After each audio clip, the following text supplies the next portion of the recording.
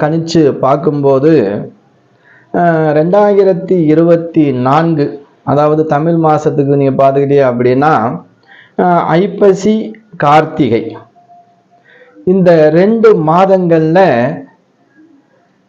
குறைஞ்சபட்சம் 4 அல்லது 3 காற்றழுத்த தாழ்வு அதாவது புயல் உருவாகிறதுக்கு வாய்ப்பு இருக்கு. அதில் ஒரு புயல் மட்டும் பேசப்படும், அதாவது சிறு தொந்தரவுகள் கொடுக்கறதுக்கு வாய்ப்பு இருக்கு. அந்த புயலால் சிறு பாதிப்புகள் ஏற்படுறதுக்கு வாய்ப்பு இருக்கு.